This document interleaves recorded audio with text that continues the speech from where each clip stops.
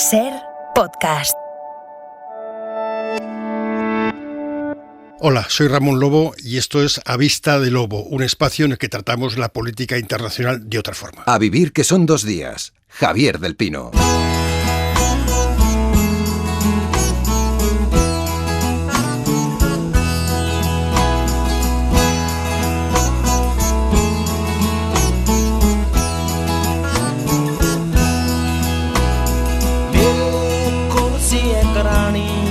शायद मैं कहमा ओदे कोल सी मैं ओने ओदा कमरा दुखा लिया है नी ये अच्छी नॉर्वेजियन लकड़ी ओने क्या रहना था मैं जा जिते भी तेरी मर्जी मैं आले वाले दिन क्या कोई उठे को सी नी सी मैं दुई ते बह गया समा सोच के ओदी शराब पी के असी 2 बजे तक गल्लां कीतियां फे ओने क्या सौं दा समा हो गया। Ramón Lobo, buenos días. Muy buenos días, ¿qué tal? ¿Cómo estás? ¿Cómo va todo? No quiero hablar de los Reyes, que ya han pasado las Navidades, ya se han hecho todos los chistes posibles, y yo no sé si estás contento de que las Navidades hayan terminado, como mucha gente. Sí, la verdad es que estoy contento que empiece la cuesta de enero y que va a ser además una cuesta doble, va a ser una cuesta económica y también sanitaria, porque esto lo vamos a pagar, claro. Tercera dosis puesta. Tercera dosis puesta y todo preparado para la cuarta.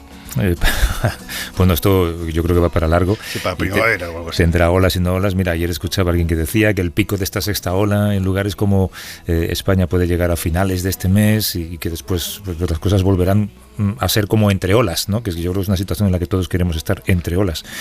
Sí. Oye, en la escena internacional yo no sé si deberíamos hacer un mapa de aquello hacia lo que deberíamos estar un poco más pendientes para el próximo año, para este año en el que estamos. Sí, estaba lo de Ucrania, que lo hemos heredado del año 2021, y es muy interesante lo que está pasando en Kazajstán, aparte de los problemas internos que tiene. Es un país inmensamente rico en gas, donde la gente no nota que sea el país inmensamente rico, y además les han subido el gas, pero si lo miras desde un punto de vista geopolítico, es interesante que se mueva la pieza trasera de Kazajstán de Rusia, cuando Rusia estaba intentando mover la pieza delantera de Ucrania. Es como si hubiera una partida de ajedrez entre dos grandes maestros.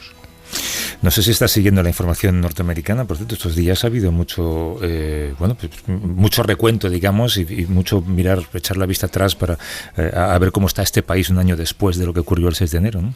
Sí, y hay noticias bastante malas, ¿no? Porque hay mucho run de que vamos a ver qué va a pasar dentro de 2 años. Primero vamos a ver qué pasa este año a finales, en las elecciones legislativas, donde Trump va a intentar colocar un montón de gente joven y muy radical, y veremos qué pasa el 24. Hay ex generales que han publicado un texto en el Washington Post diciendo que es posible un golpe de Estado, que se puede repetir otra vez esto en el 24, veremos. A ver, mire, decir o hablar de golpe de Estado, esto es uno de los grandes debates que hay aquí, ¿no? Sobre la terminología. Ahora, durante los días en los que se hablaba tanto y se han hecho tantos programas en televisión y en radio y en prensa sobre lo que ocurrió en ese asalto al Capitolio, uno de los debates era cómo llamarlo. Lo llamamos asalto, lo llamamos insurrección, lo llamamos golpe de Estado. Alguien decía, hombre, no, ha habido intervención militar, no debería ser golpe de Estado. Pero lo curioso, visto desde aquí y visto un año después, es como ya hay 2 realidades. O sea, lo que para mucha gente, para nosotros, por supuesto, es un acto absolutamente antidemocrático y una de las, seguramente, páginas más oscuras de la historia de este país, para otro grupo de gente es un acto heroico por parte de unas grandes personas que casi consiguieron revertir un poco el curso de la historia acorde a sus intereses, ¿no? Incluso ha habido hasta congresos estatales que han intentado hacer un homenaje a los héroes del asalto al Congreso. Sí. Se llaman los héroes del 6 de enero, ¿no? Sí. Esta sensación de que vivimos en 2 realidades distintas. Completamente. Una es esta. Hay un estudio de la Universidad de Massachusetts que el 60% considera que ha sido solamente protestas. Sí. No ha sido nada más. Y bueno, siempre ha habido una broma, ¿no?, que se ha dicho durante todos los años que llevamos nosotros en activo, es que en Estados Unidos no podía haber nunca un golpe de Estado porque no había embajada americana. Las embajadas americanas son en muchos sitios como en Chile, en Guatemala, que se han dedicado a organizar revoluciones y golpes de Estado. Bueno, Estados Unidos parece ser que no necesita tener una embajada americana porque ya tiene otras muchas cosas. Tiene la sede de la CIA y tiene un montón de patriotas equivocados con armas y ya veremos cómo acaba esto. Y es un magma que está ahí, latente, y que en cualquier momento se puede movilizar para hacer una tontería similar. Lo más triste de lo que está pasando, además de esa doble realidad, es ver cómo un partido solemne e histórico como el Partido Republicano, digamos que ha dado la espalda a sus valores más democráticos, y yo tengo la absoluta convicción de que su próximo candidato, si no es Trump, tiene que ser alguien como Trump o peor que Trump, porque es lo que respira el electorado, ¿no? Y de hecho lo que están haciendo en estos años de Biden es aprovechar para hacer políticas de supresión de voto y impedir que gente que debería votar dentro de unos meses en las legislativas, dentro de 3 años en las presidenciales, pueda hacerlo, ¿no? La verdad es que es un mundo muy distinto al de hace 15 o 20 años, ¿eh? Sí, y la portada del Economist de esta semana era muy interesante porque aparece este edificio griego que representa la democracia, y las últimas 2 columnas son las patas traseras del elefante, que es el animal que representa el Partido Republicano, marchándose. Y se están marchando de la Constitución y se están marchando de la democracia. No te pregunto por Madrid, la verdad es que no sé, ¿sabes cómo? Es tan feo todo y no te voy a preguntar. No, dejamos que el alcalde pequeño siga siendo pequeño. Venga, vamos con lo nuestro. If you ever change your mind about leaving me behind, oh, bring it to me. Bring your sweet loving, bring it on home to me, yeah, yeah, yeah. Oh, you know I laugh. Vamos a seguir, por supuesto, muy de cerca toda la política internacional en este espacio que hacemos cada domingo. Van a cambiar muchas cosas, otras lamentablemente no van a cambiar nada. Nosotros estaremos pendientes de unas y de otras. Para empezar el año sí que me gustaría centrarme en una historia que tiene elementos terroríficos, pero otros que parecen casi sacados de un guión de ficción de cualquier serie, que es el caso Epstein. Supongo que tú también lo has seguido. Sí. Todo el mundo sabe de qué hablamos, ¿no? Sí, es un millonario que se supone que hizo sus millones gestionando fondos de otros millonarios, que representa muy bien el tipo de capitalismo que se está viviendo, los valores de ese capitalismo, y que, bueno, desde hace bastante tiempo, desde 2005, está acusado de abuso de menores. Concretamente, en 2005 se le acusó de un abuso de una niña de 14 años. Y con sus contactos ha ido saliendo adelante, hasta que en el 19 volvió otra vez a tener acusaciones, porque han sido muchas las niñas y jóvenes que han pasado por sus manos, y se supone que por manos de gente de gran peso internacional, tanto económico como político, y acabó suicidado en un suicidio bastante extraño. En una celda que debía estar custodiada por unos guardas de esa prisión, y que sin embargo no cumplieron sus funciones de vigilarle de cerca. Es un episodio más, o un giro de tuerca en esta historia que es tremendamente compleja, y que implica además a nombres muy conocidos, porque hay fotos de Jeffrey Epstein con un montón de gente, desde Bill Gates a Bill Clinton hasta miembros de la realeza británica. Luego entramos en eso. Pero en fin, con estos elementos surge otra figura, que es la de la examante y socia de Epstein, hija del dueño del Daily Mirror, que es Ghislaine Maxwell, acusada de facilitarle las chicas a este magnate, ¿no? Sí, además el caso de su padre, Robert Maxwell, que era de origen checo, que era del Daily Mirror, como dices tú, tenía un dineral increíble. Él también murió en circunstancias muy extrañas en el 91, se cayó de su barco en Tenerife y se ahogó. También fue una muerte un poco extraña. Sí, ella ha sido la amante, y se supone que la facilitadora de chicas, y que le ayudó en todo este proceso, y ahora ha habido un juicio contra ella. Ella, cuando Epstein se quitó la vida en la cárcel, ella cambió de identidad, huyó, pensó que estaría a salvo de la justicia. Finalmente fue detenida por el FBI en julio del año 2020 en la mansión de Bradford, donde estuvo escondida durante un año. Ese juicio contra Ghislaine Maxwell empezó el 29 de noviembre, 6 delitos por tráfico sexual. Hace solamente unos días, en mitad de las Navidades, el jurado la declaró por unanimidad, y después de 5 días de deliberación, culpable de 5 de esos delitos. Javier Otazu es delegado de la agencia EFE en Nueva York, nos habla desde allí, es uno de los periodistas que estuvo siguiendo el juicio. ¿Cómo estás, Javier? Buenos días. Buenos días. Buenos días, Javier. Buenos días, Ramón. Buenos días. Tú lo seguías no desde la sala principal, sino desde una contigua habilitada para periodistas y para público, ¿no? Supongo que por la pandemia. Sí, no solo por la pandemia, sino que en los juicios de gran interés mediático los tribunales habilitan algunas salas para poder dar entrada a todos los que lo desean por razones profesionales o personales, porque también puede entrar el público que así lo desee. ¿Le falta algo más a toda esta historia para ser una serie de Netflix, Javier? Bueno, todo lo que contiene las tres palabras mágicas, sexo, poder y dinero, podemos imaginar todo el morbo que despierta en todos los estratos de la sociedad, ¿no? Ya sea uno simpatizante o radicalmente odiador de todos estos medios en los que se movía Epstein y Ghislaine Maxwell. Nosotros decimos Ghislaine porque hay una S, pero a ella tenía un nombre tan exótico, incluso en Estados Unidos, que la llaman Ghislaine, y que las chicas que han sido aparecido como testigos o víctimas en el juicio no sabían ni pronunciar su nombre. Hasta tal punto ella representaba un mundo de sofisticación para ellas. Cuéntanos un poco cuál era su papel en toda esta historia cuando Epstein estaba vivo y cuando este círculo de perversión estaba en marcha.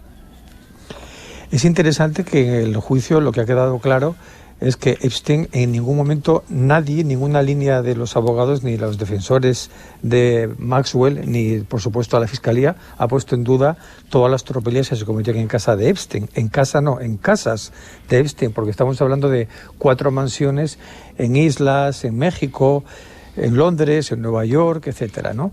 Entonces ha quedado fuera de toda duda que allí habían chicas que acudían, a veces menores de edad, y que Epstein abusaba de ellas. Y la defensa se ha dedicado sencillamente a tratar de demostrar que Maxwell no tuvo nada que ver en aquellos encuentros que ella llamaba masajes, porque también ha quedado claro y ha habido detalles muy escabrosos en este juicio, ¿no? Maxwell se acercaba a chicas que, según destacó la defensa, tenían 3 cosas en común. Eran jóvenes, bonitas y en situación difícil familiar, ¿no? Entonces se acercaba a esas personas frágiles y les prometía un mundo de sueños. Primero trataba de conocerlas, sabía cuáles eran sus inquietudes. A ti te gusta el arte, a ti te gusta el deporte. Ella les prometía que iba a hacer de ellas estrellas, que tenía los mejores contratos del mundo, las llevaba allí y después les decía que el señor Epstein, que es el que podía sacarlas del mundo difícil en el que vivían, les podía dar todo eso, pero ellas solamente tenían que dedicarse a hacerles algunos masajes al señor, ¿no? Llegó, en algunos casos, según los testimonios de las chicas, ella palpaba, como si palpara mercancía en el mercado, palpaba los cuerpos de las chicas, sus pechos, y les decía, tienes un cuerpo muy bonito para el señor Epstein. Y ante todo esto, ante semejantes testimonios tan apabullantes, ¿cuál fue la línea de la defensa? Tratar de desacreditar a estas chicas diciendo que, número 1, estaban testificando por dinero para sacarse indemnizaciones millonarias, y segundo, que es imposible que después de tanto tiempo puedan tener recuerdos fieles.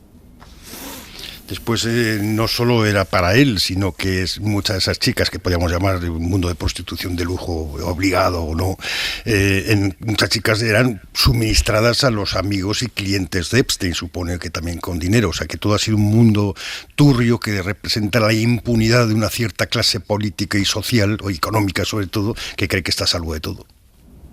Es cierto, y lo que es interesante es que aquí se mezcla esa turbiedad junto con la imagen de sofisticación que todo este mundo representaba para las chicas, porque no olvidemos, estamos hablando de muchachas que tenían en el momento de los hechos algunas 14 años, otras estaban 17 y llegaron a cumplir 18, pero en todo caso eran chicas muy jóvenes que salían de entornos muy desfavorecidos y llegaban a esas mansiones donde se encontraban con los millonarios que tenían copas de champán en la mano y que hasta su manera de hablar les parecía extraordinaria. Y ellas han destacado, todas en el juicio, que Ghislaine ejercía sobre ellas una seducción basada en gran parte en la sofisticación que ella irradiaba, ¿no? No olvidemos que es una mujer que tiene 3 nacionalidades, creció con una madre francesa, un padre británico y luego adquirió la estadounidense. Y toda ella irradiaba esa especie de sofisticación que envolvía a las chicas en un ambiente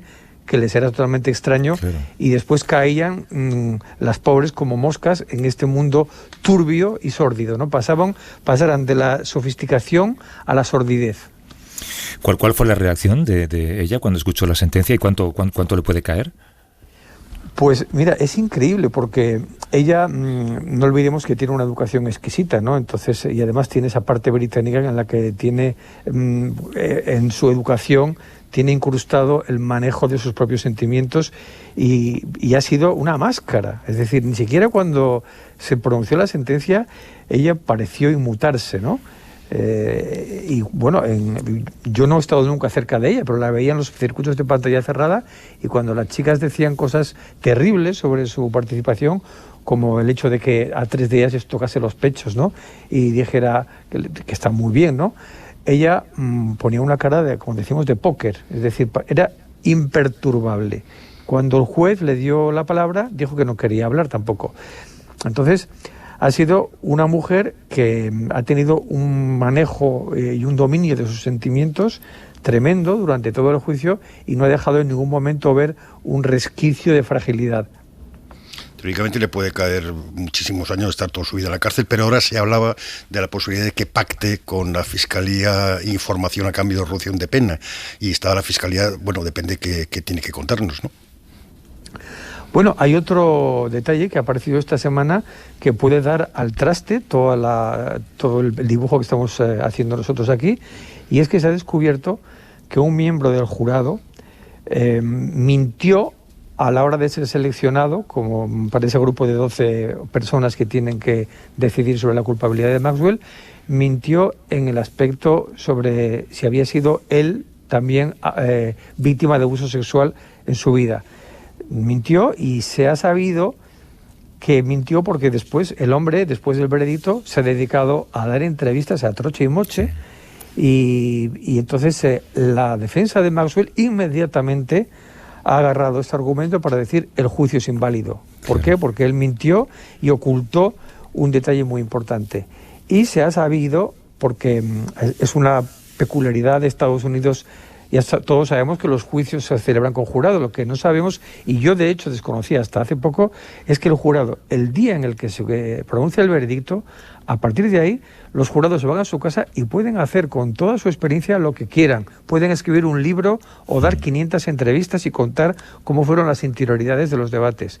Y este señor se fue demasiado de la lengua y en sus entrevistas dijo: yo les conté a los del jurado porque veía que dudaban, y yo les conté lo traumática que puede ser una experiencia de abuso sexual, y los demás lo escucharon y decían: ah, pero usted fue víctima. Ah, sí, yo fui víctima en aquellas circunstancias, esto y lo otro. Entonces, claro, la defensa de Maxwell, es lógico, se han agarrado a este argumento para decir el juicio es inválido, no porque las testigos mintieran, sino porque uno de los jurados mintió y no estaba calificado para formar parte del cuerpo. Por si faltaba algún otro componente. Uno de los amigos famosos e influyentes de Epstein era el príncipe Andrés de Inglaterra. Begoña Arce, ¿cómo estás, Begoña? Buenos días. Hola, buenos días, muy bien. Buenos días, hola, Begoña. Ramón. Hola, Javier. ¿En qué forma, Begoña, se ha visto implicado el hijo de Isabel II y en qué posición jurídica está ahora mismo? Bueno, una mujer, Virginia Giuffre, que cuando era joven y soltera se llamaba Virginia Roberts, le acusa, era una de las víctimas de Jeffrey Epstein, y le acusa de que fue obligada a mantener relaciones sexuales con el príncipe Andrés en el 2001, cuando ella tenía 17 años. Hay una foto ya archiconocida en el planeta del príncipe Andrés con ella en uno de esos encuentros, la tiene tomada por la cintura, y está también Ghislaine, aquí se dice Ghislaine Maxwell, porque la foto está tomada precisamente en la puerta de la vivienda de Ghislaine en Londres. A pesar de ello, el príncipe dijo en una entrevista en la BBC que no recordaba a la chica, que no estuvo con ella. Los jueces en Estados Unidos llevan años reclamando su testimonio. El FBI ha querido interrogarle sin conseguirlo, y bueno, todo han sido trabas y negativas. Lo que ocurre ahora es que hay esa denuncia presentada y ese juicio civil contra él, y sus abogados están intentando que se cancele el proceso. Lo que alegan es que la demandante había firmado un acuerdo legal en el 2009 en Florida, según el cual, a cambio de $500,000 que le pagó a Epstein, ella renunciaba a cualquier reclamación legal legal contra él o contra cualquier otro potencial acusado de similares cargos en el entorno del millonario.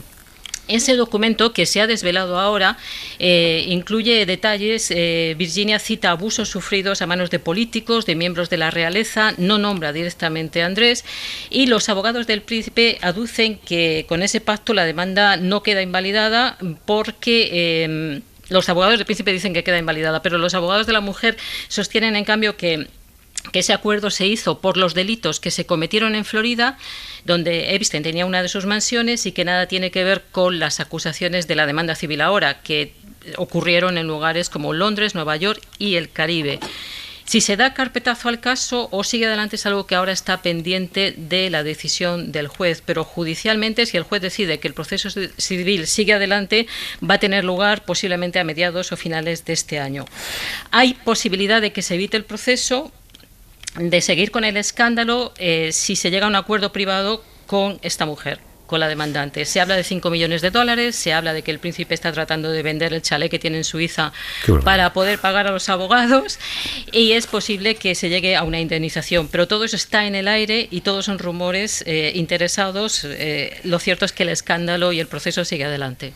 Es que esto, lo que más me ha dolido es lo del chalet, ¿verdad, Ramón? Lo que dices tú, la vida de los ricos y famosos, se arregla todo con un chalet, lo vendes. Un chalet que ni siquiera será suyo, que lo habrá heredado, porque es como cuando, creo que fue Isabel II de España, vendió sus bienes al Estado, cuando eran los bienes del Estado, o sea que no robó los bienes dos veces. Tienen una cara impresionante. El juicio moral en Inglaterra, ¿cómo están viendo al príncipe loco? ¿Está condenado por la sociedad o cómo el príncipe está condenado por la sociedad. Él está apartado desde hace más de 2 años de las actividades de la familia real, vive enclaustrado en el recinto del castillo de Windsor. Su existencia no tiene nada que ver con aquel tren de vida que llevaba saltando de avión privado y de continente varias veces al mes para hacer negocios o jugar al golf o montarse las juergas. A estas alturas el daño para la familia real está hecho. Lo ocurrido daña no solamente a él, sino a la institución monárquica, porque durante muchos años también en Palacio han encubierto las actividades, el comportamiento del príncipe, le han mantenido en una posición oficial privilegiada a pesar de negocios turbios, de comisiones millonarias, por mediar, por ejemplo, estamos hablando de Kazajstán en estos momentos, pues inversiones griegas y suizas con las autoridades de Kazajstán, por las que cobró muchos millones, y su amistad con Epstein era desde hacía muchos años conocida. Su mujer, incluso exmujer Sarah Ferguson, que sigue viviendo con él y sigue viviendo del dinero de Palacio, le llegó a pedir dinero prestado a Epstein, y en fin, en el Palacio miraron hacia otro lado, su familia miró hacia otro lado, hasta que el escándalo ha sido imposible de acallar. Bueno, pues así empezamos el año. Begoña Arce, corresponsal de Londres, muchas gracias.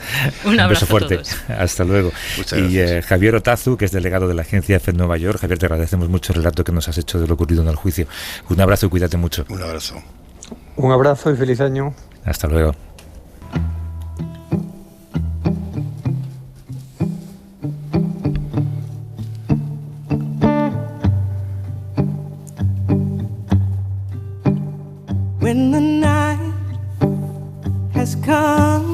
Tú lo has dicho desde el principio, Ramón. Esto es un juicio sobre la impunidad que nos deja siempre el capitalismo más extremo, ¿no? La capacidad de la gente para pensar que puede hacer cualquier cosa si con dinero se puede resolver todo, ¿no? Sí, había un capitalismo hace unos años que fue el que creó el estado de bienestar.